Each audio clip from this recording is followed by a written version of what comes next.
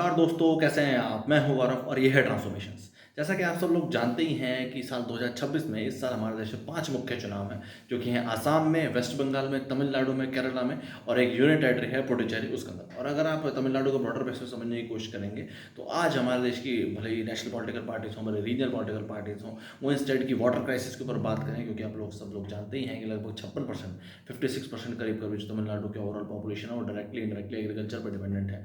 कि उसके अलावा कोई एम्प्लॉयमेंट के ऊपर बात की जाए या अनएम्प्लॉयमेंट, जो यूथ अनएम्प्लॉयमेंट है उसके ऊपर कोई बात करी जाए। इसके अलावा आपके हेल्थ केयर पे, एजुकेशन पे और तमाम तरीके की चीज़ों पर, वुमेन एम्पावरमेंट के ऊपर बात करी जाए, बातें हो रही हैं। या एक तरीके से जो रीजनल पॉलिटिकल पार्टीज हैं उनका ऐसा कहना है कि हम 10,000 रुपये दे देंगे, क्योंकि फिलहाल जो डीएमके की सरकार है, एसएम की सरकार है, उसने काफ़ी ज़्यादा प्राइस हाइक किया है, टैक्सेस बढ़ाए हैं। और डीएमके की सरकार जो रिसेंटली अभी 5,000 रुपये दिया ही था लगभग 1,31,00,000 महिलाओं को, कि जनवरी फरवरी मार्च की जो उनकी स्कीम चल रही है उसके तहत हज़ार हज़ार रुपये और 2,000 रुपये summer bonus.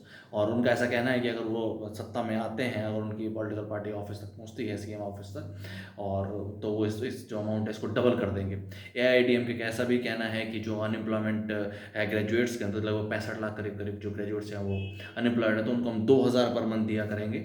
As well as जो बच्चे जो 12th पास कर लेंगे और एम्प्लॉयमेंट एक्सचेंज में अपने आप को रजिस्टर कराएंगे, उनको 1,000 रुपये देंगे। देखिए, ये तो हाल है, ये तो स्किल का हाल है, ये तो एजुकेशन के हाल है कि युवाओं को, अगर वो अनएम्प्लॉयड हैं, उनको जॉब नहीं मिल पाई, तो क्यों राज्य की सरकार 2,000 रुपये महीने देगी उनको।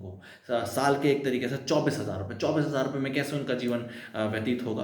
ओवरऑल हमें चाहिए कि उनके लिए बेटर एम्प्लॉयमेंट अपॉर्चुनिटीज़ क्रिएट करी जाएँ, भले वो प्राइवेट सेक्टर में हो, भले वो अलाइड सेक्टर्स में हो या पब्लिक सेक्टर्स में हो। इंस्टेड उनको बेटर स्किल प्रोवाइड किया जाए, वुमेन को एम्पावरमेंट दी जाए, health care as well as जो एजुकेशन है, स्वास्थ्य जो आपका स्वास्थ्य है उसको और बेहतर किया जाए। एक तरीके से नए नए सिस्टम्स इंप्लीमेंट किए जाए, नए नए टेक्नोलॉजीज इंप्लीमेंट करी जाएँ। आज हम वही उन्हीं बेसिक चीज़ों में बात कर रहे हैं, और डायरेक्ट कैश बेनिफिट करके किसी भी तरीके से सत्ता में आने का मकसद है सिर्फ और सिर्फ पॉलिटिकल पार्टीज़ का। तो इस समय है कि जो एक तरीके से ओवरऑल जो इंटेलेक्चुअल लोग हैं, जो पढ़े लिखे लोग हैं, वो इस सिस्टम का हिस्सा बने और अपने लिए और अपने आने वाली पीढ़ियों के लिए बेहतर भविष्य के लिए वो खुद इस सिस्टम का हिस्सा बने। क्योंकि देखिए, जब तक आप इन लोगों को एक तरीके से वेट में बैठे रहेंगे कि ये कुछ बेहतर करेंगे या ये कुछ बेहतरी कर पाएंगे जिससे आम जनता, आम जन में उसका कोई भला होगा, तो सिर्फ और सिर्फ वेट साल 10 साल ही होता रहेगा और कोई सोल्यूशन नहीं हो पाएगा। और हमें देखते हुए ही आ रहे हैं। तो अब इस समय है कि समाज का पढ़ा लिखा वर्ग, समाज का इंटेलेक्चुअल वर्ग, engineers, doctors as well as और तमाम तरीके के जिन लोगों की रिसर्च है, जिन लोगों की प्रॉपर एजुकेशन है,